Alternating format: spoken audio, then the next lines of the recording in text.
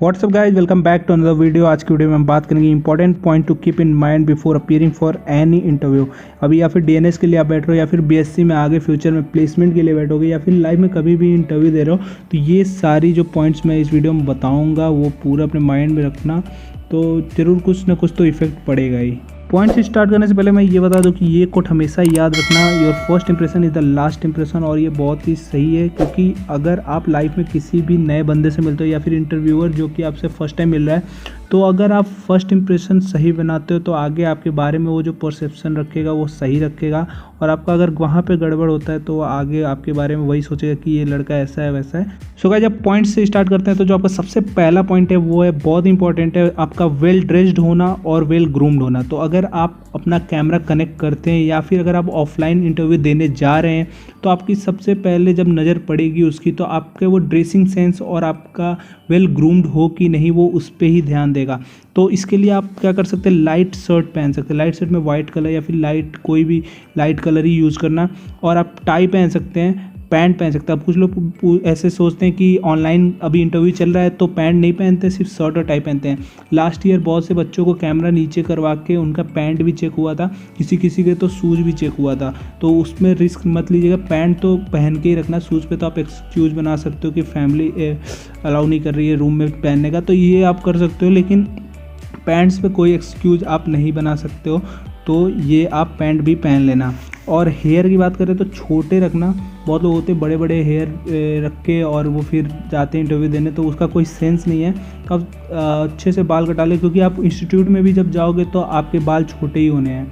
और गर्ल्स के लिए हेयर का बता दूँ तो वो आगे जो बाल लटका होता है वो नहीं चलता है, या आप पीछे प्रॉपर आप बाल ले जाके बांध सकते हो, पोनी टेल आप बांध सकते हो।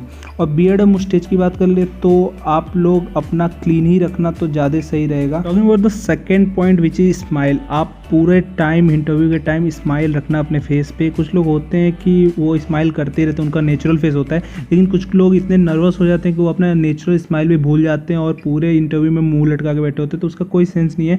स्माइल करते रहोगे तो उनको भी अच्छा लगेगा और उनको लगेगा कि आप कॉन्फिडेंट हैं। और third point is eye contact. देखो यहाँ पे अभी सबसे इंपॉर्टेंट है, ऑनलाइन का टाइम चल रहा है तो आपके पास सामने वेब कैम होता है। अभी कुछ बच्चे ये करते हैं कि वो कैमरे में ना देख के वो स्क्रीन पे देखते हैं। वो स्क्रीन में या तो अपने आप को देखेंगे या फिर सामने इंटरव्यूअर को देख रहे हैं। तो अगर आप अगर सामने स्क्रीन पे देख रहे हो तो अभी आप अपना कैमरा खोलना और उसमें स्क्रीन पे देखते हुए सेल्फी लेना। तो आप जब अपना फोटो देखोगे तो उसमें आपको पता चलेगा कि आप सामने नहीं देख रहे हो, आप कहीं नीचे देख रहे हो। तो यही होता है, आप अपना नज़र वेब कैम पे रखो, तब उनको लगेगा कि आप आई टू आई कॉन्टैक्ट बना के रखे हो। फिर बात करते हैं बॉडी मूवमेंट का। तो कुछ लोग होते हैं कैमरा कनेक्ट करने के टाइम हिलते रहते हैं, या फिर कनेक्ट करने के बाद भी हिलते रहेंगे, बॉडी मूवमेंट सही से नहीं रखेंगे। और कभी कभी मोबाइल से कनेक्ट कर लो तो वो हिलते रहता है, कभी कभी गिर जाता है। तो एक प्रॉपर स्टेबल एक जगह बैठो, टेबल या चेयर पे, ऊपर लैपटॉप रखो, या फिर अगर आप मोबाइल से दे रहे हो तो ट्राइपॉड यूज़ कर लो, या फिर कोई ऐसा स्टेबल चीज़ की हिले ना बार बार कैमरा, इससे बहुत बैड इंप्रेशन पड़ता है। तो ये भी थोड़ा ध्यान रखना। और प्रॉपर इंटरनेट कनेक्शन, ये बहुत ज़रूरी है। बीच बीच में अगर इंटरनेट कटता रहेगा तो ये तो बहुत बेकार इंप्रेशन है, और आपको मतलब इंटरेस्टेड भी नहीं रहेंगे आपसे क्वेश्चन पूछने में बार बार, अगर आपका इंटरनेट फेलवर हुआ तो। और एंग्लो में अगर ऐसा होता है तब तो बिल्कुल टॉलरेट नहीं करते वो। सो अभी बात कर लेते हैं फोर्थ पॉइंट का, वो है ग्रीटिंग्स। तो आप अपना टाइम देख लेना, प्रॉपर ग्रीटिंग करना। कुछ लोग होते हैं गुड मॉर्निंग की जगह गुड आफ्टरनून बोलते हैं और ऐसे करते रहते हैं, तो ये आप सही से देख लेना कि किस टाइम पे आपका इंटरव्यू, क्योंकि आपको शेड्यूल पहले मिल जाता है, उस हिसाब से अपने आप को सेट कर लेना। और ग्रीटिंग करने के बाद वो आपको ग्रीटिंग का रिप्लाई भी देते हैं, गुड मॉर्निंग या good afternoon, how are you. तो आप वो आंसर देने के बाद आप उनका भी हालचाल पूछ सकते हैं, सर हाउ आर यू। तो ये ज़रूर करना, इससे एक अच्छा इंप्रेशन बनेगा। सो इसके बाद आपका फिफ्थ पॉइंट आता है, वो है आपका फर्स्ट क्वेश्चन। फर्स्ट क्वेश्चन वो आपसे पूछ सकते हैं, tell me about yourself या फिर tell me about your family background. ये बहुत इंपॉर्टेंट है, सबसे इंपॉर्टेंट क्वेश्चन होता है।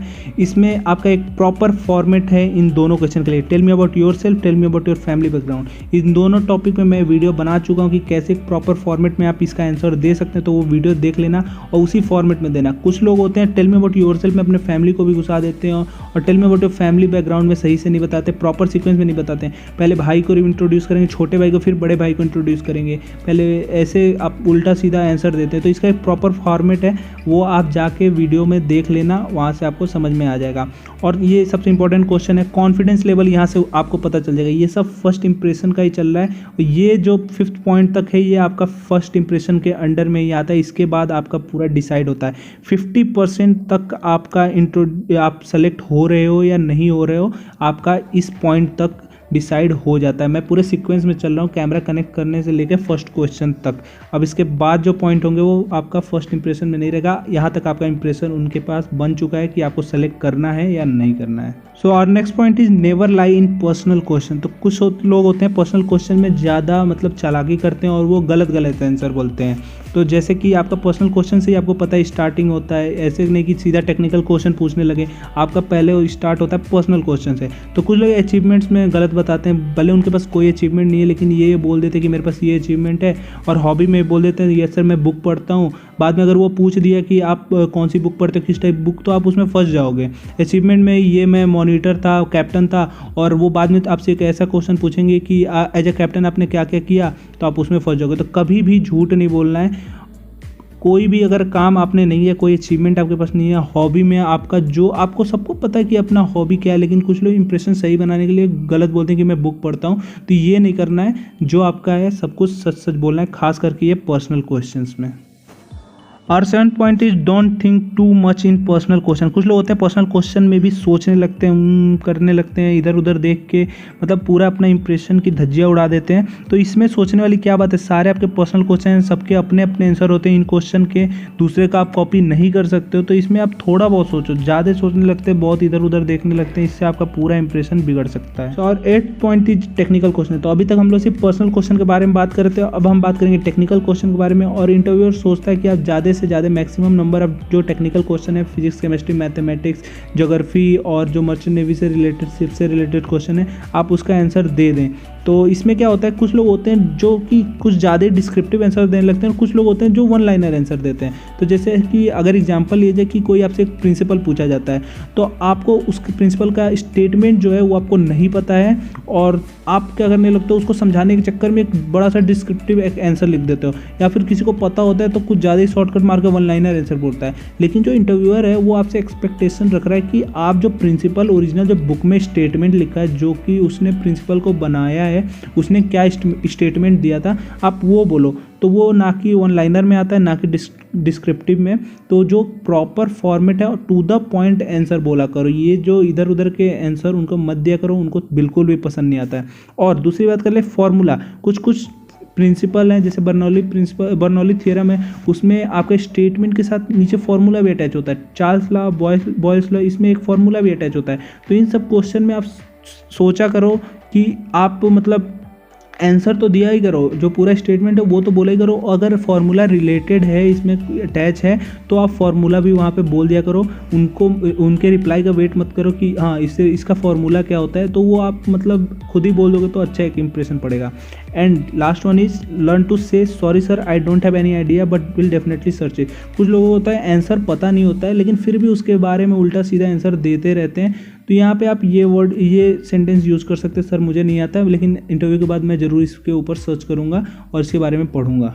तो ये आप बोल सकते हो टेक्निकल क्वेश्चन में। अब बात करते हैं 9th पॉइंट का। ये भी एक इंपॉर्टेंट पॉइंट है, इसमें लिखा है know about the company you are applying for. जैसे कि आपको पता है टेक्निकल क्वेश्चन में वो आपसे कंपनी के बारे में भी पूछ सकते हैं, तो एटलीस्ट कंपनी का हेडक्वार्टर कहाँ है और किस टाइप के शिप ये मैनेज करती है, ज़्यादा से ज़्यादा कैसे कैसे शिप है इनके पास, और उन शिप पे क्या क्या कैरी होता है। जैसे कि WSM में बात कर ले तो आप लोग बोलोगे roll on and roll off, तो कुछ लोग होते हैं roll on and roll off पे कौन सा कार्गो कैरी होता है उनको ये नहीं पता होता है। तो इससे ये सब अटैच क्वेश्चन है, तो ये सब आपको पता होना चाहिए, कंपनी के बारे में भी पता होना चाहिए जहाँ पे आपने अप्लाई किया, क्योंकि वो पूछ देते हैं कि मेरे कंपनी के बारे में आपको कैसे पता चला, मेरी कंपनी के बारे में बताइए। तो ये सब भी क्वेश्चन के लिए आप रेडी रहो। अब बात करते हैं लास्ट पॉइंट का, वो है don't feel shy to ask anything. Last जब आपका इंटरव्यू खत्म होता है, जब आप पर्सनल क्वेश्चन टेक्निकल क्वेश्चन के सारे आंसर दे चुके होते हो, तो लास्ट में वो आपसे कुछ पूछते हैं कि आप कुछ कहना चाहते हो इंटरव्यू के बारे में, तो आप ये बोल सकते हो इंटरव्यू का एक्सपीरियंस बहुत सही था।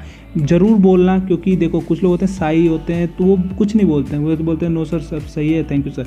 आप बोलो, उनको थैंक करो कि सर आपने चांस दिया। फिर ये बोल सकते हो कि कुछ क्वेश्चन पूछ लो, अगर आपके अंदर कोई क्वेश्चन है, सबके पास अपने अपने क्वेश्चन होते हैं, तो आप वहाँ पे जाके पूछ सकते हैं। तो guys that's all for this video. जितने भी मेरे हिसाब से इंपॉर्टेंट पॉइंट्स थे वो मैंने यहाँ पे कवर कर लिया। अगर आपको लगता है कि और भी कोई इंपॉर्टेंट पॉइंट्स मेरे से छूट गया तो आप कमेंट सेक्शन में उसको लिख सकते हो, मैं उसको पिन कर दूंगा।